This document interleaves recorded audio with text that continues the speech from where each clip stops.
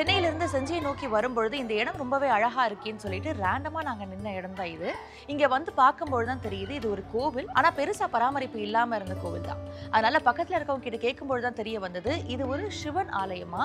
And இந்த கோவில் archaeology department கீழே இருக்கிறதுனால இங்க பூஜைகள் நடைபெறுது இல்லைன்னு சொல்றாங்க. ஒரு காலத்துல யாருமே இந்த கோவிலுக்கு வரலன்னு சொல்லப்படுது. அதுக்கான முக்கியமான காரணம் என்னன்னா, இந்த கோவிலானது இடிபாடுகளுக்குள்ள சிக்கி இருந்ததாகவும் ஆர்கியாலஜி டிபார்ட்மெண்ட் கிட்ட வந்த பிறகு இதை புனரமைச்சு மனிதர்கள் நடக்கக்கூடிய வகையில இந்த சுத்தி இடங்கள் எல்லாமே பார்க்கக்கூடிய வகையில அவங்க ஏற்பாடு பண்ணி வச்சிருக்கிறதாகவும் சொல்லப்படுது. இந்த கோவிலை சுத்தி பார்க்கும்பொழுதே உங்களுக்கு தெரியும், எங்க பார்த்தாலும் பச்சை பசைல்னு தான் இருக்கு. இது ஃபுல்லாவே ஆர்கியாலஜி டிபார்ட்மெண்ட் எடுத்ததுக்கு அப்புறமா கார்டனிங் பண்ணி இதை மெயின்டைன் பண்ணிட்டு இருக்காங்க. அண்ட் இந்த கோவிலை விட்டு கொஞ்சம் வெளியில வந்து சுத்தி பார்த்தா அங்க இருக்கிற ராஜா ஃபோர்ட் நல்லாவே தெரியும். இப்போ எவ்வளவோ கோயில்கள் கட்டப்பட்டுருச்சு. அண்ட் இப்போ இருக்கிற டெக்னாலஜிக்கு ஏதுவா எல்லா கோயில்களையுமே ஆல்மோஸ்ட் மாத்திட்டாங்க. ஆனா இந்த கோவில் இன்னமும் பழமை மாறாத கோவிலாவே தான் காட்சி அளிக்குது. அண்ட் இந்த கோவில்ல நம்மளுடைய சிவன் அவர்கள் ஏகாம்பரேஸ்வரரா இங்க காட்சி அளிக்கிறாங்க. இங்க தாயார் சன்னதியும் இருக்கு.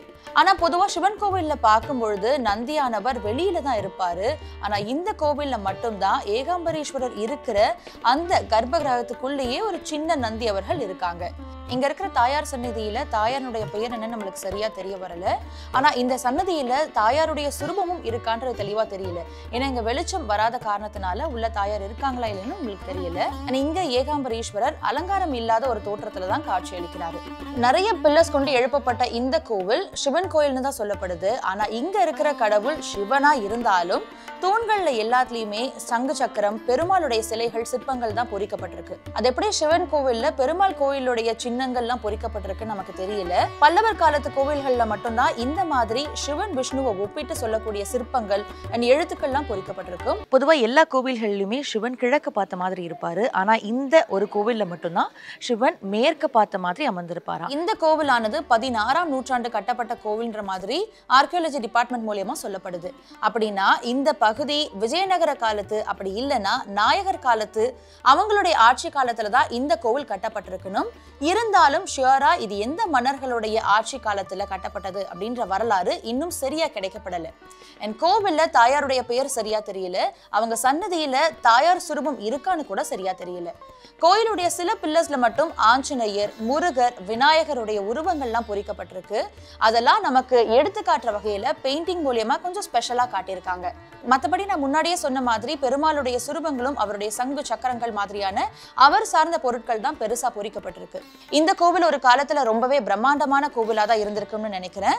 போர் தாக்குதலுக்கு உட்பட்டு நிறைய செல்வங்கள், சிலைகள்லாம் திருடப்பட்ட பிறகும் கூட இந்த கோவில் இன்னமும் பார்க்க ரொம்பவே அழகா இருக்குன்னு தான் சொல்லணும். செஞ்சி ஃபோர்ட்க்கு வந்தீங்கன்னா மறக்காம இந்த கோயிலுக்கு கண்டிப்பா விசிட் பண்ணுங்க.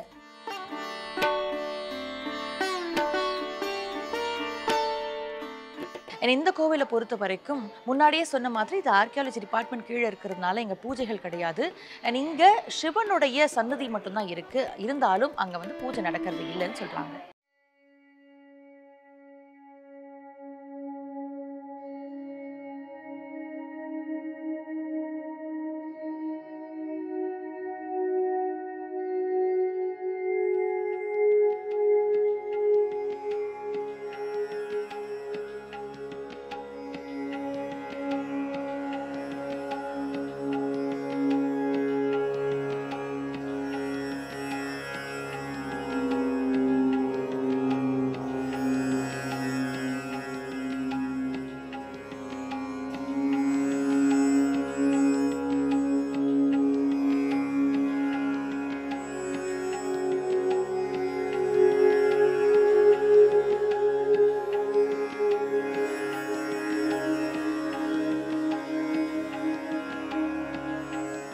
செஞ்சிக்கோட்டையில் சிவன் கோவிலை தவிர்த்து இங்கே ஒரு பெருமாள் கோவிலும் இருக்குது. அதுதான் இப்போ நம்ம பார்க்க போயிட்டுருக்கோம்.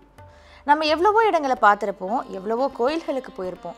ஆனால் பல போர்களை கண்ட கோட்டைகளை கொண்ட இந்த செஞ்சி ஊரில் அமைஞ்சிருக்க பல வரலாற்று சின்னங்கள் இன்னும் நம்ம வரலாற்று திரும்பி பார்க்க தான் வைக்குது. இந்த ஊரில் 2 கோட்டைகள் மற்றும் பழைய கோவில்கள்லாம் இருக்குன்னு நம்ம எல்லாருக்குமே தெரியும். அது நம்ம கண்ணு முன்னாடி வரும்பொழுது நம்மளுடைய வரலாற்றுகளை கண்முன்னே எடுத்துக்காட்டுதுன்னு தான் சொல்லணும். ராஜகோட்டைக்கு பக்கத்துல இந்த கோவில் அமைஞ்சிருக்கு. அண்ட் கோவிலுடைய சுற்றுப்பகுதின்றது கொஞ்சம் தாழ்மையாக தான் அமைஞ்சிருக்கு. கோவிலுக்கு முன்னாடி ரொம்பவும் அழகான புல்தரை அமைஞ்சிருக்கு. 7 நிலை ராஜகோபுரம் நிறைய சுதை சிற்பங்களை தாங்கி நிற்குது. சுதை சிற்பங்கள்னா அந்த காலத்துல நிறைய சுண்ணாம்பு கொண்டு செய்யப்பட்ட சிற்பங்கள் தான் இருக்கும். அதுக்கப்புறம் தான் சிமெண்ட் அதெல்லாம் வந்துச்சு. ஸோ அந்த மாதிரி செய்யப்பட்ட சுதை சிற்பங்கள் இங்க நிறைய காணப்படுது. ஆனா அதோட மூக்கு மற்றும் கைகள்ல படையெடுப்புனால சிதைக்கப்பட்டு போய் நிறைய சிதைஞ்ச உருவங்கள் தான் இங்க காணப்படுது. ராஜகோபுரத்தினுடைய வெளிப்பிரகாரத்துல 2 பக்கமும் மண்டபம் இருக்கு. அதுல 1 இப்போ சிதைஞ்சு காணப்படுது. ராஜகோபுரத்தை கடந்து உள்ள போகையில ராஜகோபுர கதவு பக்கத்திலேயே ராமாயண காட்சிகள், ராமர் பட்டாபிஷேக காட்சிகள், பார்க்கடல்ல அமிர்தம் கடையும் காட்சிகள், கோபியரோடு கிருஷ்ணர் இருக்கிற காட்சிகள் அண்ட் சிவன் சிற்பங்கள் உட்பட எல்லாத்தையும் சிதை சிற்பங்களா வடிவமைச்சிருக்காங்க.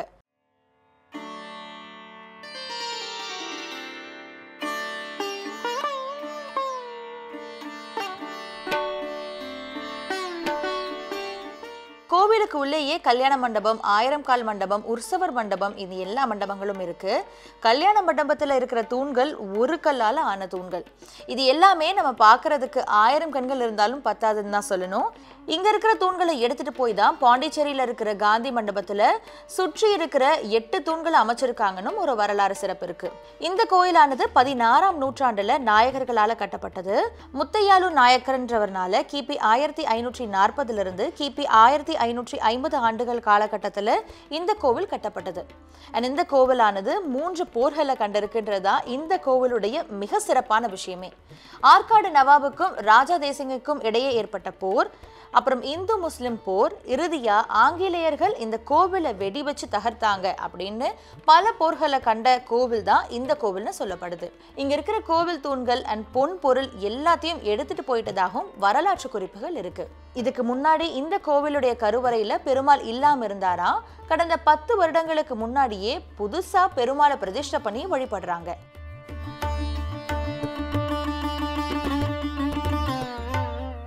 ஒவ்வொருத்தருமே தன்னுடைய குழந்தைகளை கூட்டிட்டு வந்து நம்மளுடைய வரலாற்றை சொல்லி காண்பிக்க வேண்டிய ஒரு இடம்னா இந்த செஞ்சிக்கோட்டையில இருக்க இந்த வெங்கட்ரமணர் கோவில்ன்றதுதான் குறிப்பிடத்தக்கதே.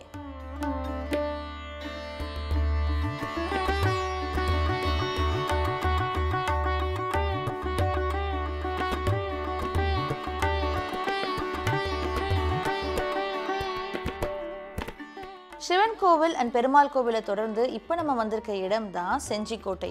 அதாவது இந்த செஞ்சிக்கோட்டைக்குள்ள தான் நம்ம பார்த்த சிவன் கோவில் அண்ட் பெருமாள் கோவில் எல்லாமே இருக்கு. ஆனால் அது கீழ்ப்புறத்துல இருக்கு. இப்போ செஞ்சிக்கோட்டையானது மேலே இருக்கு. ஸோ அந்த செஞ்சிக்கோட்டையினுடைய வரலாற்று தான் இப்போ நம்ம பார்க்க போறோம். செஞ்சிக்கோட்டையினுடைய ஆரம்ப கால வரலாறுன்றது தெளிவாக குறிப்பிடப்படலை. ஆனால் அது 13ஆம் நூற்றாண்டுல சிறு குறு மன்னர்களால் ஆளப்பட்டதுன்னு சொல்றாங்க. அண்ட் 15ஆம் நூற்றாண்டுல விஜயநகர பேரரசனுடைய ஆட்சியின் கீழே செஞ்சி நாயக்கர்கள் இந்த பகுதியை ஆட்சி செஞ்சிருக்காங்க. அவங்க செஞ்சிக்கோட்டையை ஒரு முக்கிய இராணுவ மற்றும் நிர்வாக மையமா மாத்திருக்காங்க. செஞ்சி நாயக்கர்கள்ல குறிப்பிடத்தக்கவரான பெத்த கிருஷ்ணப்ப நாயக்கர் காலத்துல தான் 3 குன்றுகளை சேர்த்து இந்த கோட்டையினுடைய மதில் சுவர் கட்டப்பட்டிருக்கு. 1649 பிஜப்பூர் சுல்தான்கள் செஞ்சியை கைப்பற்றினாங்க. அதுக்கப்புறமா மராட்டியர்கள், முகலாயர்கள் மற்றும் கர்நாடக நவாப்களால இந்த கோட்டையானது ஆளப்பட்டிருக்கு. 18ஆம் நூற்றாண்டுல ராஜா தேசிங்ன்ற ராஜ்புத் தலைவர் செஞ்சியை ஆண்டாரு. அவருடைய வீரதீர செயல்கள் காரணமா செஞ்சிக்கோட்டை இந்திய வரலாற்றுல ஒரு முக்கிய இடத்தை பிடிச்சிருக்கின்றத யாராலையும் மறுக்க முடியாது. 1714 ராஜா தேசிங்கனுடைய மரணத்தை தொடர்ந்து செஞ்சிக்கோட்டையானது ஆங்கிலேயர்களால கைப்பற்றப்பட்டுச்சு. செஞ்சிக்கோட்டையில எக்கச்சக்கமான சிறப்பம்சங்கள் இருக்கு. அதுல முக்கியமா கருதப்படுறது இந்த கட்டடக்கலை தான். செஞ்சிக்கோட்டை அதோட வலிமையான சுவர்கள், உயரமான கோபுரங்கள் அண்ட் விசாலமான தானிய கிடங்குகளுக்கு பெயர் பெற்றுச்சு. கோட்டை 3 குன்றுகள் மேலதான் கட்டப்பட்டிருக்கு. அதோடைய பெயர்கள் என்னன்னா கிருஷ்ணகிரி, சந்திரகிரி அண்ட் ராஜகிரி. செஞ்சிக்கோட்டையை பொறுத்த வரைக்கும் அதுக்குள்ள இருக்கிற தானிய கிடங்கு ரொம்பவும் பெருசா. இது கிட்டத்தட்ட 1,50,000 களம் தானியங்களை சேமிக்க முடியும் அப்படின்னு குறிப்பிடப்பட்டிருக்கு. இங்க இருக்கிற வழிபாட்டு தலங்கள் பத்தி கண்டிப்பா சொல்லணும். ஏன்னா கோட்டையில கோயில்கள் மற்றும் இல்லாம மசூதிகளும் இருக்கு. இது பல்வேறு மதங்களுடைய முக்கியத்துவத்தை எடுத்து காட்டுற மாதிரியான விதமா அமைஞ்சிருக்கு. 3 குன்றுகளுக்கு மேல எழுப்பப்பட்ட இந்த கோட்டையில முக்கியமா கருதப்படுறது ராஜகிரி கோட்டை தான். இந்த ராஜகிரி கோட்டையை கிபி 1200ஆம் ஆண்டு கட்டியிருக்காங்க. அது யாரு கட்டினதுன்னு பார்த்தீங்கன்னா கோனார் வகுப்பை சார்ந்த ஆனந்த கோன் அப்படின்றவர் தான் இந்த ராஜகிரி கோட்டையை அமைச்சிருக்காரு. இந்த ராஜகிரி கோட்டை கிட்டத்தட்ட 800 அடி உயர்ந்து காணப்படுதான். இதுக்கு மேல 3 பக்கமும் உயர்ந்த மலைகளால சூழப்பட்டிருக்கான். 4ஆம் பக்கம் ரொம்ப பெரிய பள்ளம் இருக்கிறதுனால யாருனாலையும் அங்க எளிதில் போக முடியாதுன்னு சொல்றாங்க. இங்க அமைக்கப்பட்டிருக்க மரப்பாலத்தின் மூலியமா தான் இந்த ராஜகிரி கோட்டைக்கே போக முடியும். இந்த கோட்டையினுடைய சுவரனுடைய உயரமானது 25 அடியுமா, இந்த சுவரனுடைய அகலம் 5 அடியும்னு சொல்லப்படுது. இது பல காலகட்டத்தில் கட்டப்பட்டதான். இந்த கோட்டையை பொறுத்த வரைக்கும் 2 பெரிய கருங்கற்கள் இடையே இடிக்கப்பட்ட செங்கற்கள் வச்சு அடைக்கப்பட்டு கட்டப்பட்டிருக்குன்னு சொல்லப்படுது. அங்கங்க கோட்டை சுவர்களில் பாதுகாப்பு அறைகள் அமைக்கப்பட்டிருக்கான். என்னைக்காவது சுவர்களில் பாதுகாப்பு அறை வச்சு பார்த்துருக்கோம். ஆனால் இங்கே கட்டிடக்கலைக்கு பெயர் போன இடம்னு சொல்லப்படுறதுக்கு இதுவும் ஒரு முக்கிய காரணமாக அமைஞ்சிருக்கு. இந்த கோட்டைக்கு 2 நுழைவாயில்கள் இருக்கு. ஒன்று பாண்டிச்சேரி நுழைவாயில்னும் மற்றொன்று வேலூர் வழியா வர ஒரு நுழைவாயில்னும் அழைக்கப்படுது. அனந்தகிரின்ற பெயர் பெற்ற இந்த மலையை நாயக்க மன்னன் கிருஷ்ணப்ப நாயக்கர்ன்றவங்க ராஜகிரின்னு பெயரிட்டாரு. மேல கோட்டைக்கு போற வழியில கமலக்கன்னி கோவிலும் பாலரங்கநாதர் கோயிலும் இருக்கு. மேல்கோட்டையில மணிகோபுரம், களஞ்சியம், ரங்கநாதர் கோவில், கருவூலம் மாதிரியான விஷயங்கள் காணப்படுது.